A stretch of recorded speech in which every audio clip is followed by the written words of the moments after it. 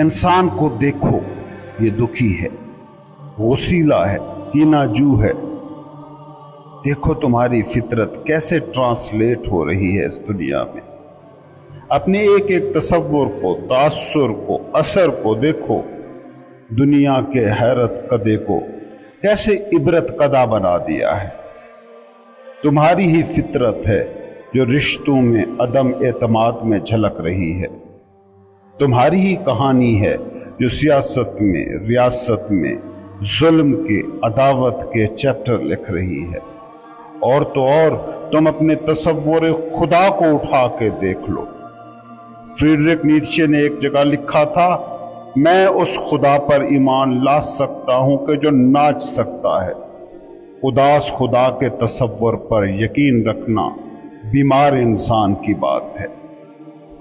سچ کہہ رہا ہے نیتشے۔ دیکھو تمہاری بیماری نے خدا تک کے تصور کو کیسا کر دیا ہے۔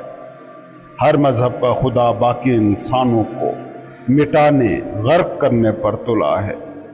تمہاری انائیں پہاڑ کی چوٹی پر پہنچی تو تمہارا تصور خدا بھی انا پسند بن گیا۔ نیتشے کی اس بات میں سچ ہے، کیونکہ یہ ایک نفسیاتی حقیقت ہے۔ تم اپنے مزاج کے مطابق ہی تو خدا تراشتے ہو۔ تم اداس ہو، تمہارا خدا بھی اداس ہے۔ تم پریشان ہو، تمہارا خدا بھی پریشان ہے۔ ہاں، تم رقص کر سکتے ہو تو تمہارا خدا بھی رقصاں ہوگا۔ تم جیسے ہو ویسا ہی تمہیں تمہارا خدا دکھائی دیتا ہے۔ خدا کہیں باہر نہیں، تمہاری روح کا آئینہ ہے۔ کیا تم نے روح کے شفاف آئینے کو نفسیاتی اونائی دماغ کی دھند میں لپیٹ دیا؟ سو ویسا ہی خدا سنبھال کے بیٹھے ہو۔ تمہارے اندر کی دنیا ہی تمہاری باہری حقیقت ہے، اور جب تک تم ناچتے ہوئے خدا پر بھروسہ نہیں کر سکتے، خود کو بیمار سمجھنا اور جاننا کہ تم صحت مند نہیں ہو۔ اداس، پریشان، دکھی خدا کا تصور تمہارے اپنی روح کے بیمار ہونے کی نشانی ہے۔ جانو کہ تمہاری روح اور اس کائنات کی روح جسے تم خدا کہتے ہو وہ ایک ہے، اور پاکیزہ و پاک باز روح رقص ہے۔ کیوں؟ پہلے اسے سمجھو۔ رقص اس کائنات کا واحد عمل ہے جس میں عمل اور عامل، ایکشن اور ڈوور ایک ہوتا ہے۔ کوئی تصویر بناتا ہے، تصویر الگ ہو جاتی ہے، مصور الگ۔ کوئی شعر لکھتا ہے تو شاعری الگ ہو جاتی ہے، شاعر الگ۔ کوئی بت بناتا ہے، بت الگ ہو جاتا ہے، بت ساز الگ۔ مگر رقص سے رقاص علیحدہ کریں تو نہ رقص کا عمل رہا، نہ رقاص سا عامل۔ دونوں کو الگ نہیں کیا جا سکتا۔ اگر رقاص جائے گا تو رقص بھی جائے گا، اور اگر رقص کھو گیا تو اس آدمی کو رقاص نہیں کہا جا سکتا۔ یہ دونوں ایک ہیں۔ یہ کائنات جو تم دیکھ رہے ہو یہ خدا کا رقص ہے جو اس سے الگ نہیں۔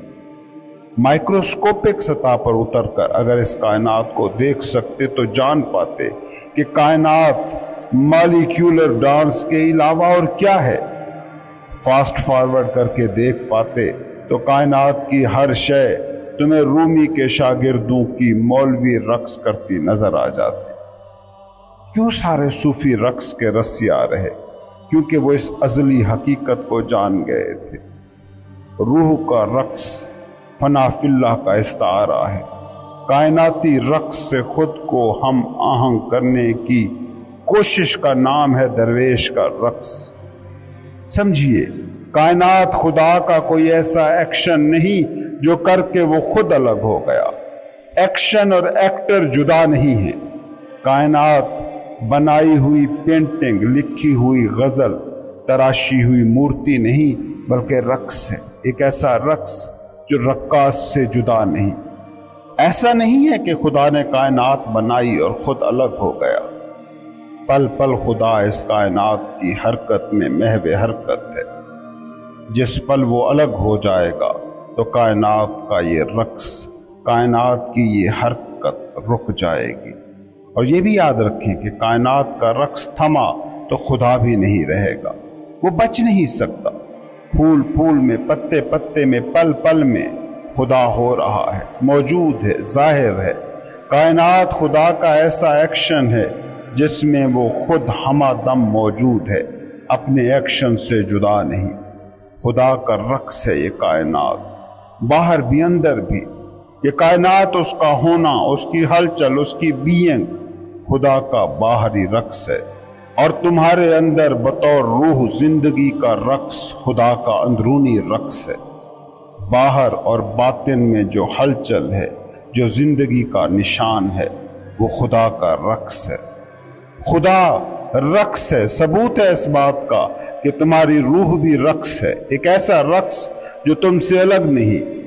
روح رقص ہے، اس کا مطلب یہ ہے کہ تم نے جو کیا ہے، جو کر رہے ہو، جو کرو گے، وہ تم سے الگ کوئی حقیقت نہیں ہے، وہ تمہارا ہی کھیل ہے۔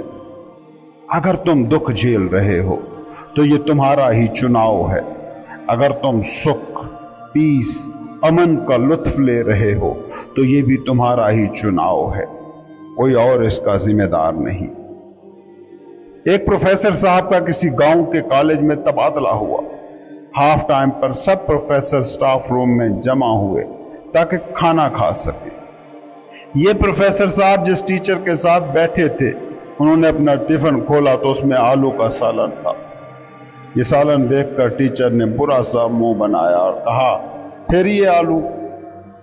پروفیسر کا پہلا دن تھا، جھجک کی وجہ سے کچھ نہ کہا۔ اگلے دن پھر وہی ٹیچر ساتھ بیٹھا تھا، پھر ٹفن کھولا، پھر آلو کا سالن، اور پھر وہی برا سا منہ بنا کر کہنا کہ آج پھر آلو۔ آج مگر پروفیسر صاحب چپ نہ رہے، انہوں نے کہا، آلو پسند نہیں ہیں تو بیگم کو کہو کچھ اور بنا دیا کرے۔ ٹیچر نے یہ سنا تو کہا، کہاں کی بیگم، میں کنوارا ہوں، خود ہی بناتا ہوں یہ آلو کا سالن۔ غور کرو، یہی تمہاری زندگی ہے، کوئی نہیں ہے۔ ہنسو تو تم ہنس رہے ہو، رو تو تم رو رہے ہو، ذمہ دار، رسپانسیبل کوئی بھی نہیں ہے۔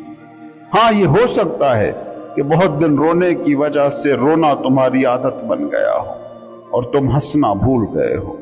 یہ بھی ہو سکتا ہے کہ تم اتنے روئے ہو کہ تم سے اب کچھ اور ہوتا نہیں ہے۔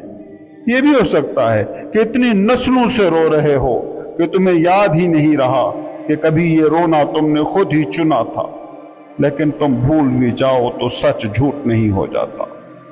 تم نے ہی یہ رونا، یہ دکھ چنا ہے، تم ہی مالک ہو، اور جس پل تم طے کرو گے اسی پل یہ رونا رک جائے گا۔ اس حقیقت کو جان لینا، اس حقیقت کو پا لینا کہ جو بھی ہو رہا ہے اس کا ذمہ دار میں ہوں، جو بھی ہو رہا ہے میرا چناؤ ہے، یہ ہے حقیقی انقلاب۔ جب تک تم اپنی حالت کا ذمہ دار دوسروں کو مانتے رہو گے تب تک انقلاب ناممکن ہے، کیونکہ جب تک اپنی حالت کی ذمہ داری دوسروں پر لاتے رہو گے تم دوسروں پر منحصر ہو۔ ناممکن ہے کہ خوشی دوسروں پر منحصر بھی ہو اور تمہیں حاصل بھی ہو، کیونکہ دوسرے کو اپنے مطابق بدلنا تمہارے ہاتھ میں ہی نہیں ہے۔ تمہارے ہاتھ میں تو صرف تم خود ہو۔ اگر تم سمجھتے ہو کہ تمہارے دکھوں کی وجہ تقدیر، نصیب، قسمت ہے، تو پھر اب بات تمہارے ہاتھ سے باہر ہو گئی، کیونکہ تقدیر کو تم کیسے بدلو گے؟ اور اگر تم سوچ رہے ہو کہ نصیب میں ہی خدا نے غم لکھا ہے تو تم حامل روح نہ رہ گئے، تم بے روح ہو گئے۔ روح کا مطلب ہی یہ ہے کہ تم خود منحصر ہو خدا کی طرح، کیونکہ تم اسی روح کا ایک جزو ہو جو خود منحصر ہے۔ یہ بات جان لو، جتنا بھی درد تم سہ رہے ہو، چاہے اس درد کو جتنا بھی بڑا اور ناقابل برداشت تم سمجھتے ہو، یہ تمہارا اپنا فیصلہ ہے، اور جس دن فیصلہ بدلو گے یہ دکھ بدل جائے گا۔ زندگی کو دیکھنے کے ڈھنگ پر منحصر ہے۔ زندگی تمہاری اپنی ہی تخلیق کرتا ہے، تم اسے بناتے ہو، تم ہی اسے دیکھتے ہو، پھر خود ہی اس پر رنگ کرتے ہو، چاہے خوشی کا کرو چاہے غم کا کرو۔ تمہاری دنیا تمہاری اپنی ہی تخلیق کرتا ہے، اس میں کوئی دوسرا کچھ بھی نہیں کر سکتا۔ اگر کوئی دوسرا دخل دیتا ہے تو اس لیے کہ تم نے اسے دخل دینے کی اجازت دے رکھی ہے، مگر تم یہ حقیقت کیوں تسلیم نہیں کر رہے؟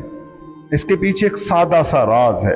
راز یہ ہے کہ اگر تم یہ مان جاؤ کہ جو کچھ ہے وہ تم نے تخلیق کیا ہے، تمہاری دنیا مکمل طور پر تمہاری اپنی بنائی دنیا ہے، تو تب تم دکھی ہو نہیں سکو گے، اور اگر دکھی ہونا چاہتے ہو تو پھر شکایت نہ کر سکو گے۔ تمہیں پتہ نہیں، لیکن حقیقت یہ ہے کہ دکھی ہونے اور دکھی ہونے کی شکایتیں کرنے میں بڑا مزہ ہے۔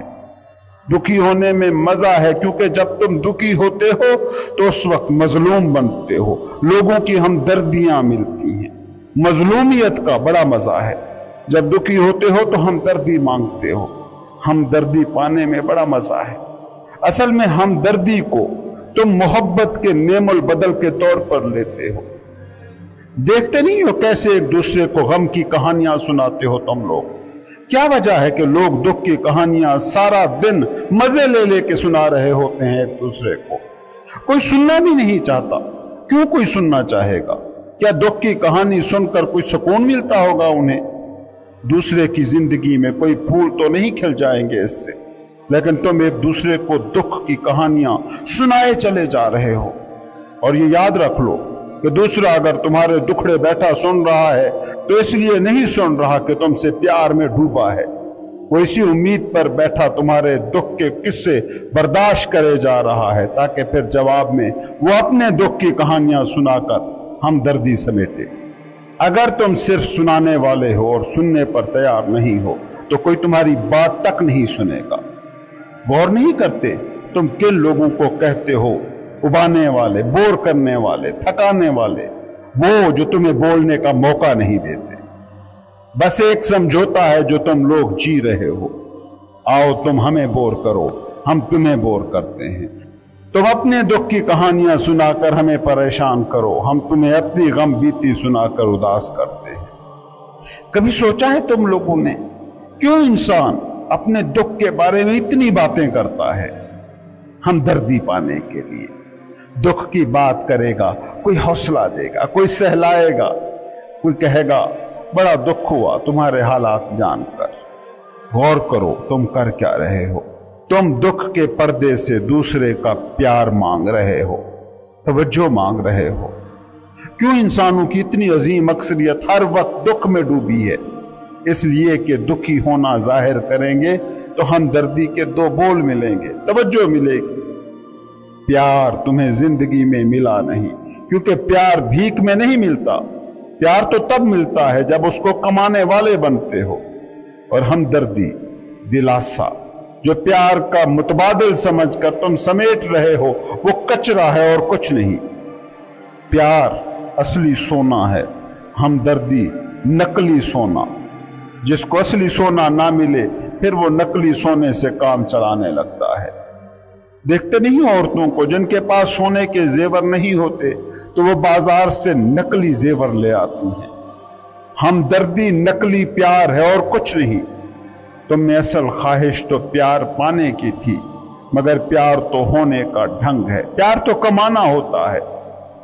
کیونکہ یاد رکھو پیار اسی کو ملتا ہے کہ جو پیار دے سکتا ہے۔ تمہیں پیار نہیں مل رہا تو وجہ بس ایک ہے کہ تم پیار دینے میں ناکام رہے ہو، مگر تمہارے اندر جو چاہے جانے کی طلب ہے وہ تو نہیں مرتی۔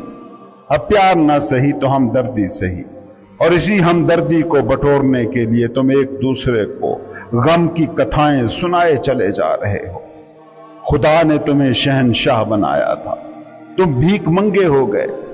بھکاریوں کو دیکھتے ہو، بھیک پانے کے لیے معذور نہ بھی ہوں تو معذور بننے کی ایکٹنگ کرتے ہیں، زخمی نہ بھی ہوں تو جھوٹے زخم بنا لیتے ہیں، بیمار نہ بھی ہوں تو بیماریوں کے سرٹیفکیٹ گلے میں لے کر گھومتے رہتے ہیں۔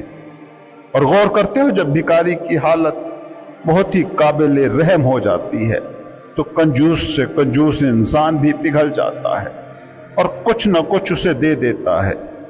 وہ دکھ کی شدت کو یوں نہ دکھا رہا ہوتا تو تم بھی کہتے اچھے خاصے ہو، جوان ہو، موٹے تازے ہو، بھیک کیوں مانگ رہے ہو؟ کچھ کرو۔ لیکن کوئی واقعی دکھی، زخمی، معذور ہو تو تمہیں ہمدردی دکھانی ہی پڑتی ہے، چاہے جھوٹی ہی صحیح۔ یہی وہ نفسیات ہے جو تم میں بھی ویسی ہی ہے جو بھکاریوں میں ہوتی ہے۔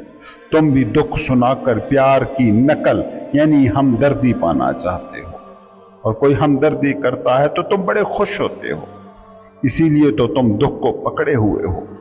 یاد رکھو، جس کو زندگی میں پیار ملتا ہے وہ پیس، باطن کا سکون پا لیتا ہے۔ وہ پھر دکھ کو نہیں پکڑتا، وہ پھر سکھ سنبھالتا ہے۔ دکھ کیا پکڑنے جیسا ہے؟ خود تم ہی سوچو نا۔ اور دکھی ہونے کی دوسری سہولت یہ ہے کہ اب تم شکایت کر سکتے ہو، اب تم کہہ سکتے ہو دوسرے تمہیں دکھی کر رہے ہیں۔ اب اپنی ذمہ داری کے بوجھ، احساس شرمندگی سے بچنے کے لیے بھی تم اسی دکھ کو استعمال کر لیتے ہو۔ یہ دکھ بڑا ہی گہرا نفسیاتی معاملہ ہے۔ یہ تمہاری انا کے سارے مسئلوں کے جھوٹے حل تمہیں دے کر تمہیں وقتی طور پر دلیلیں مہیا کر دیتا ہے۔ کبھی غور کیا، تم سارے مذہبی ہونے کا دعویٰ کرتے ہو، اور ہر مذہب کا بانی یہی کہتا گیا ہے کہ تم ہی اپنے دکھوں کے ذمہ دار ہو، تم ہی اپنے سکھوں کے خالق، تم ہی جنت کے کمانے والے ہو، تمہاری ہی کمائی ہے دوزخ۔ مگر تم لوگ مذہبوں کو مانتے کب ہو؟ تم تو بس جھوٹے دعوے کر کے مذہبی بنے رہتے ہو، کیونکہ مذہب کو مانتے تو اپنی زندگی کے ایسا ہونے کا الزام کسی اور کو نہ دیتے۔ مذہب کو مانو گے تو پھر تم دکھی ہو یا نہ ہو، ایک بات طے ہے کہ اپنے دکھوں کا ذمہ دار کسی اور کو قرار نہ دے سکو گے۔ اور یہ مان لینا کہ میں ہی اپنے دکھ اور سکھ کا ذمہ دار ہوں، یہ بہت بڑا انقلاب ہے، کیونکہ اگر یہ یقین تم میں آ جائے تو پھر جو بھی تم چاہو وہ تخلیق کر سکتے ہو۔ اب چاہے دکھ تخلیق کرو، چاہے سکھ۔ ایک بات سمجھو، جو بھی تم سمجھتے ہو کہ تمہاری زندگی میں دکھ ہیں، مسئلے ہیں، گھر کے دکھ ہیں، مسئلے، دنیا کے دکھ ہیں، مسئلے ہیں، وہ سب تمہارے ہی تخلیق کرتا ہے۔ اور جس وقت تم یہ مان لو گے کہ ذمہ دار تم ہو تو اس کا مثبت نتیجہ یہ نکلتا ہے کہ اگر تم ایسی بد تہذیب زندگی، گھر، سوسائٹی اور دنیا بنا سکتے ہو تو سکھی، مہذب اور پیسفل زندگی، گھر، معاشرہ اور دنیا بھی تم تخلیق کر سکتے ہو۔ مگر یہ مان لینا کہ میں ہی سب کچھ کر رہا ہوں، یہ تمہارے اس ڈھانچے کو گرا دے گا جس کی پشت پر کئی صدیاں کھڑی ہیں۔ اس سچ سے اسی لیے تم بچنے کی کوشش کرتے ہو کہ اپنی پوری تاریخ سے کٹ جاؤ گے، لیکن جتنے تم اس حقیقت سے بچو گے، یاد رکھنا اتنا ہی تم بھٹکو گے۔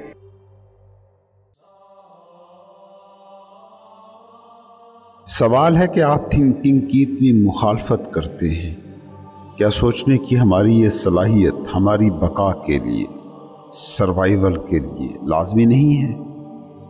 دیکھیے، میں تھنکنگ کی مخالفت نہیں کرتا، ہاں تھنکنگ سے آئیڈینٹیفیکیشن اور خود کو ہیومن بینگ کی بجائے ہیومن تھنکنگ سمجھنے پر مجھے اعتراض ہے۔ پہلی چیز تو یہ سمجھے کہ مائنڈ ہمارے وجود، ہماری کل ایگزسٹنس کے حوالے سے ایک انسٹرومنٹ ہے، ایک ٹول ہے، ایک آلہ جس کے ذمہ کچھ خاص کام ہیں جو اس نے ہی کرنے ہیں، اور جب یہ اپنے کام کر لے تو اس کے بعد یہ چپ کر کے بیٹھ جائے۔ یہ تو ہے دماغ کا حقیقی اور مفید کردار جو وہ انسانی سروائیول کے حوالے سے رکھتا ہے۔ مگر کیا ہماری زندگی میں مائنڈ یہی کردار نبھا رہا ہے؟ دوسروں کو چھوڑیں، خود کو دیکھ لیں، آپ کو اندازہ ہو جائے گا کہ انسانوں کی عظیم اکثریت کی 90% سوچیں بیکار، بے فائدہ اور خام خواہ کے اعادے، ریپیٹیشنز ہیں، دہراوے ہیں۔ مثال کے طور پر آپ کو کاروبار میں نقصان ہو گیا، ایک واقعہ تھا جو ہو گیا، آپ کے دماغ کا یہ کام ہے کہ اس نقصان کی وجوہات پر غور کرے، نقصان کی شدت میں کمی کے طریقے ڈھونڈے اور وسائل پیدا کرنے کی ترکیبیں نکالے۔ لیکن عملاً کیا ہو رہا ہے؟ دماغ ایک دن، 2 دن، ہفتہ، مہینہ اور کبھی کبھی سالوں تک ہزاروں بار اس نقصان کو دہراتا ہے اور سیلف کو ہر بار اسی اذیت سے گزرنا پڑتا ہے جس اذیت کا سامنا پہلی بار نقصان کے وقت ہوا تھا۔ دماغ کی بقا اس کے اسی رویے سے وابستہ ہے۔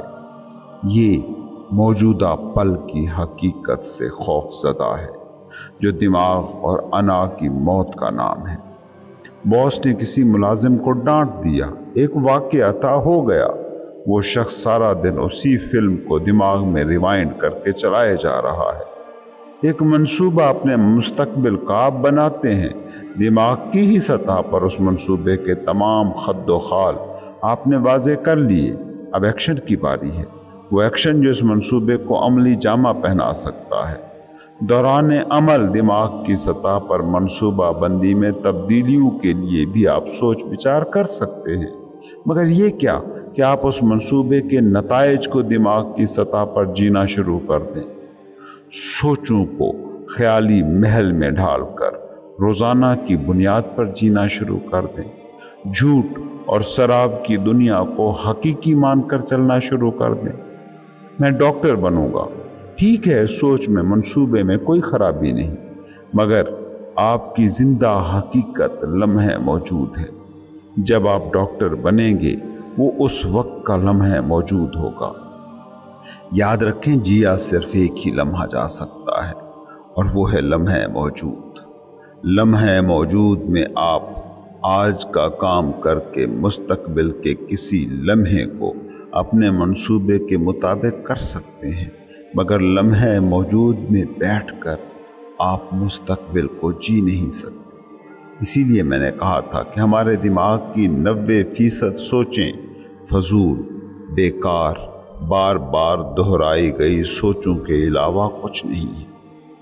اکثر کہہ دیا جاتا ہے یہ بندہ بہت سوچتا ہے، اس کا دماغ بہت چلتا ہے۔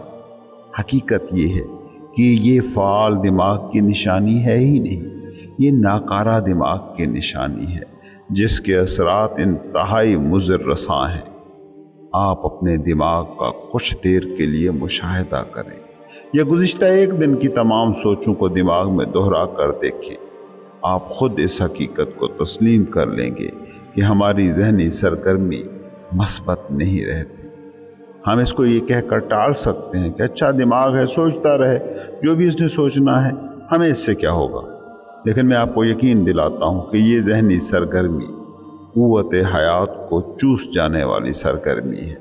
اس کی وجہ یہ ہے کہ دماغ بطور انسٹرومنٹ ڈس فنکشنل ہو چکا ہے۔ آپ بغور دماغ کا مشاہدہ کریں تو جان لیں گے کہ جو یہ سارا دن سوچتا رہتا ہے، شور مچاتا رہتا ہے، وہ آپ کے لیے مفید ہے یا نقصان دہ۔ قوت حیات کو اگر ایک ٹینک تصور کر لیا جائے تو اس وقت مائنڈ وہ شگاف بن چکا ہے، وہ لیکیج پوائنٹ جو قوت حیات کو زندگی کے ٹینک سے باہر پھینک رہا ہے۔ انسان مجبور ہو چکا ہے سوچتے رہنے پر، کمپلسیو تھنکنگ پر۔ سوچنے کی دماغ کی یہ عادت اصل میں ایک لت ہے، ایک نشہ۔ کیا بنیادیں ہیں جو اسے نشہ ثابت کرتی ہیں؟ سمجھیے، نشہ کیا ہے؟ وہ چیز جس کے بارے میں آپ سوچتے ہوں کہ میں یہ کرنے پر مجبور ہوں، مجھ سے یہ عادت نہیں چھٹ سکتی۔ یہ خیال واضح کرتا ہے کہ وہ چیز یا عادت یا نشہ آپ سے زیادہ طاقتور ہے، آپ سے زیادہ مضبوط ہے۔ اسی طرح نشہ آپ کو وقتی خوشی دیتا ہے، بہت عارضی تسکین دیتا ہے، مگر بدلتا کچھ نہیں۔ جیسے ہی نشہ ختم، خوشی بھی ہوا۔ اسی طرح سوچیں آپ کو وقتی طور پر مشغول کر دیتی ہے۔ خوشی اور طمانینت کا احساس بھی ہو سکتا ہے مل جائے، مگر یہ وہ خوشی ہے کہ جس کو دکھ میں ڈھل کے ہی رہنا ہے۔ پوچھیں ذرا خود سے، کیوں آپ اس نشے کا شکار ہیں؟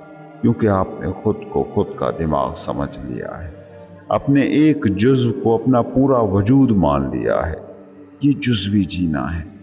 آپ نے مائنڈ کے ساتھ خود کو آئیڈینٹیفائی کر لیا ہے، جس کا مطلب یہ ہے کہ آپ اپنا احساس ذات دماغ کی سرگرمیوں اور اس کے مواد کنٹینٹ آف مائنڈ سے اخذ کر رہے ہیں، کیونکہ آپ نے یہ مان لیا ہے کہ آپ سوچنا چھوڑ دیں تو آپ کا ہونا، آپ کی بینگ نہیں رہے گی۔ ہوتا یہ ہے جیسے جیسے آپ بڑے ہوتے جاتے ہیں تو آپ اپنا ایک مینٹل امیج بناتے ہیں، ایک ذہنی تصویر، اور اسی کے ساتھ جڑتے جاتے ہیں۔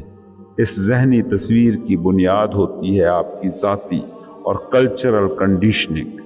دماغ اور سوچوں سے مشروط اس بھوت سیلف کو انا یا ایگو کہا جاتا ہے۔ انا دماغی مواد پر مبنی ہوتی ہے، کنٹینٹ آف مائنڈ پر، اور اس کی زندگی بس ایک چیز سے جڑی ہے، مسلسل سوچتے رہنے سے۔ یہ ٹرم ایگو یا انا کا مطلب مختلف لوگوں کے لیے مختلف ہے، مگر میں اسے جس مفہوم میں لیتا ہوں اس سے مراد ہے فالس سیلف، جھوٹا احساس ذات۔ وہ فالس سیلف جو مائنڈ کے ساتھ انکانشیس آئیڈینٹیفیکیشن کے نتیجے میں تخلیق پایا ہے۔ یہ احساس ذات ہم نے شعوری طور پر تخلیق نہیں کیا ہے، بلکہ جو ماحول ملا، جیسا سماج ملا، ویسی ہی انا، ویسا ہی مائنڈ ہم نے تخلیق کر لیا۔ میں آپ کو ایک دلچسپ بات بتاؤں کہ انا کے لیے لمحہ موجود گویا وجود ہی نہیں رکھتا۔ انا صرف ماضی اور مستقبل کو ہی اہم سمجھتی ہے، جبکہ حقیقت بالکل ہی اس سے الٹ ہے۔ یہ ایگو مائنڈ کے فعال اور بھرپور ہونے کا ثبوت نہیں، اس کے ناکارہ اور ڈس فنکشنل ہو جانے کی علامت ہے۔ ایگو مائنڈ کو صرف ایک ہی چیز میں دلچسپی ہے، ماضی کو زندہ رکھا جائے، کیونکہ اس ماضی کے بغیر ہو آر یو؟ یہ ایگو مائنڈ اپنی بقا کو یقینی بنانے کے لیے مسلسل خود کو مستقبل میں پروجیکٹ کرتا رہتا ہے، جہاں اسے تھوڑی سی راحت اور فلفلمنٹ کا احساس ملتا ہے۔ یہ کہتا ہے کہ ایک دن جب یہ ہو جائے گا، جب وہ ہو جائے گا تو سب ٹھیک ہو جائے گا، خوشی مل جائے گی، سکون آ جائے گا۔ اسے اگر غرض ہے تو بس ماضی اور مستقبل سے، جہاں زندگی ہے ہی نہیں۔ زندگی لمحہ موجود میں برپا ہے، مگر دماغ کو اس لمحہ موجود سے کوئی واسطہ نہیں۔ انا خود کو ماضی کے واقعات کا اسیر رکھتی ہے یا مستقبل کے منصوبوں میں زندہ رہتی ہے، اسی میں اس کی بقا ہے۔ یہ اپنی شناخت کو انفرادی اور اجتماعی ماضی کی تاریخ سے جوڑتی ہے تاکہ اپنی شناخت تخلیق کر سکے، یا مستقبل کے منصوبوں میں زندہ رکھتی ہے تاکہ وقتی طور پر کچھ سکون اور احساس تشفی پا سکے۔ انا کہتی ہے ایک دن جب یہ یا وہ یا فلاں کچھ ہوگا تو میں خوش ہوں گی، مطمئن ہوں گی۔